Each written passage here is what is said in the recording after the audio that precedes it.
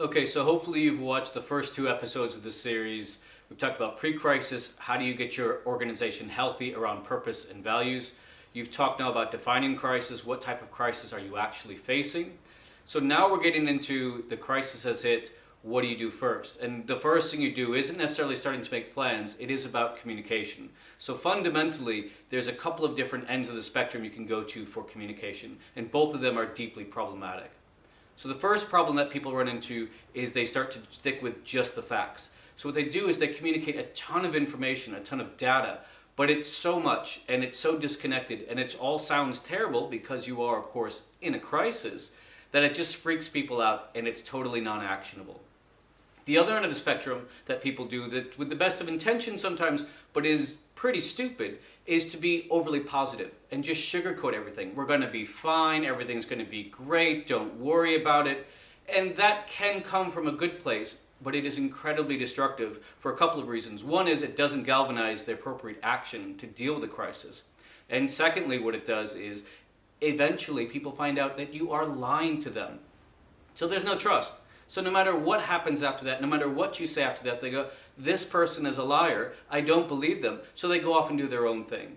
So again, you don't want to have just the facts, and you also don't want to sugarcoat everything. You want to be somewhere in the middle. And what you do by doing that is you create a sense of reality and also a push for action, but also there's somewhere we're going here and it's constructive and there's hope. So again, for the millionth time, I'm going to say you connect the facts back to a shared sense of organizational purpose and a shared sense of values. In other words, here's a bunch of data. This is how this is impacting in terms of our purpose and our values. And so this is what we're going to do next, because that will help us get our values back on track. That will help us get back to achieving our purpose.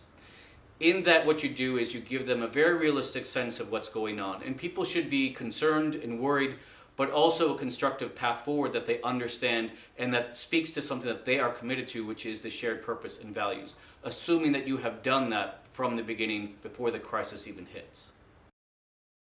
Now, in terms of how you do that communication, it's really important that you have regular communication. Again, this is a really handy thing to just essentially book in and schedule and say every day or twice a day or at this time, this is the type of information we'll be sharing, or this is when we'll be available to talk. That is crucial. Again, in a crisis, what you're going through is confusion and a bit of panic and irregularity, and it's going to throw a lot of people off. You need to build in some level of normalcy, which is we can count on this thing to happen. We can count on an update at these different times. Now, crucially, when you're scheduling in these times, don't worry about not having all the information at those meetings or at those sessions or at whatever that information sharing is. That's not a chance for you to say, here's all the information you need. It's a chance for everyone to check in, for you to provide new information, but also, and crucially to any communication plan, for you to get information back. So don't think of communication as, I'm going to give you all the answers. Think of it as, this is a regular chance for us to exchange information. If you're in a high up leadership position, you have certain insights into things, but also you're not going to have insights that other people in the organization are going to have because they're going to be at different places.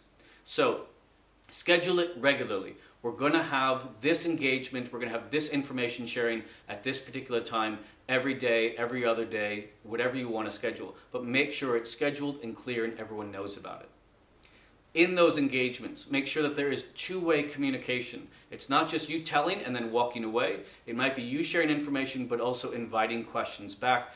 That will help you gain information, and also to, again, go back to this, it's empathetic, we're engaged in all of this together. This is something as a crisis that we'll all have to work with to deal with. Another key part of this is also being able to say, I don't know. So the trap that we fall into as leaders is often we want to provide all the information and all the answers, even if we don't have them. In a crisis, there is virtually no chance you'll always have all the information that's necessary. That's essentially what makes it a crisis. You need to get comfortable with being able to say to people, I don't know the answer to that question, but you need to do that constructively. In other words, don't just say, I don't know. You have to say, I don't know right now. What are some ways we can find that information? Or these are the people that I'm going to go talk to, or this is the process we're going to undertake in order to find out that information. And crucially, here's when I'm going to report back on that. Here's when I'm going to pass on some further information. So it's fine to say, I don't know, but if that's the last thing you say on it, that's a real problem. So I don't know, here's how I'm going to find out, here's when I'll report back on that and give you an update. That's the reality of being a leader in a crisis, is not having all the answers, but being able to let people know that you are working on it and that you will report back and that they can know that more information is coming when it's available. And finally, while these formal scheduled events are really important for sharing information, again, whether that's by email or video or face-to-face or whatever the case may be, it is also really essential that you do some informal communication. And by that I mean you need to be around, you need to be engaging with people, you need to be exchanging those little bits of information during a crisis that can be as simple as, I understand, I'm here, I didn't know that, let me get back to you on that. Thank you so much for being here. I appreciate what you do. That type of communication is incredibly important because, again, you're going to need to communicate with people that you're all in this together and that you'll need to work together. Sometimes leaders can go off into their office and do a tremendous amount of work, but it's behind closed doors and people don't actually know that. And we're just hoping that someone out there will recognize all the hard work we're doing. So it's not about making a big show of it, but it is about being actively involved and communicating by action. So not just what you're doing behind the scenes, but being around, being in the hallways, being out in front of these things where people can see you, they can walk up to you. Again, not necessarily in coronavirus, you don't want them walking up to you, but in general, you want them to see you around and doing stuff so that, again, you have formal chances to have these communication interchanges, but also informal chances where you see that everyone's invested in this and you're all communicating, even if it's just to say thank you or I appreciate what you've done here today. So again, really good organizations have communication way before a crisis ever happens.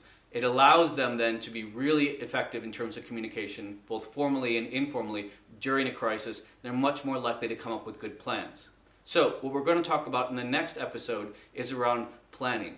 So now that you've got the communication, now that you're sharing information and collecting it, what are the types of plans you need to put in place? How do you prioritize? What do you think about in order to make sure that what you're doing and what you're talking about in this communication stage is really going to help push the organization forward and get you out of this crisis that you find yourself in?